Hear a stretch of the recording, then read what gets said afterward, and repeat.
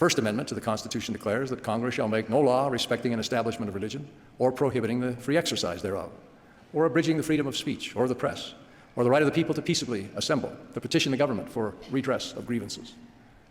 Notice that religious liberty is the first freedom mentioned in the First Amendment.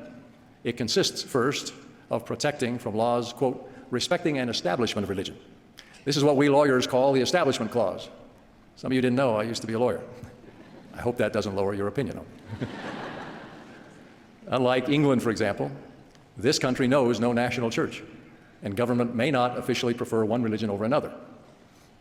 But some have misunderstood the ban on establishing an official religion to mean that government should teach or treat religion with skepticism or hostility even. Not so. The Supreme Court has said that the Establishment Clause does not license government to treat religion and those who teach or practice it as subversive of American ideals and therefore subject to unique disabilities. And contrary to what some say, a law does not become unconstitutional when it coincides with religious principles. Otherwise, we couldn't have laws punishing murder and theft. The other First Amendment right, protecting religion, forbids the government from enacting laws, quote, prohibiting the free exercise, unquote, of religion. Notice the word exercise. It protects the right to exercise religion in our daily lives, not just to believe whatever we like or worship privately in our homes and chapels, but to live openly and freely according to our faith as long as we respect the fundamental rights of others.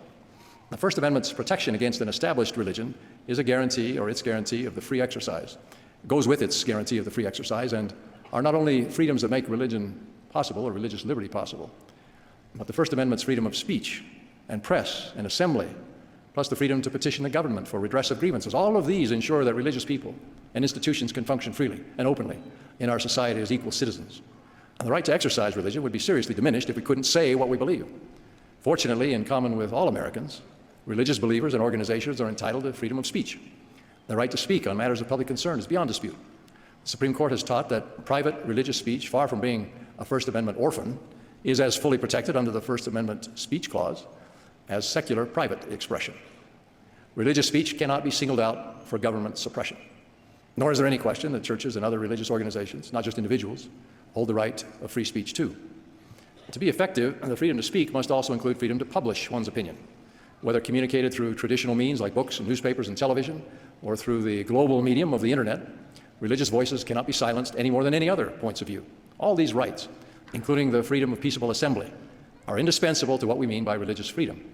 As I have explained on another occasion, we use our freedom of religion and belief to establish our core convictions, without which all other human rights would be meaningless. How can we claim the freedom of speech without being able to say what we truly believe?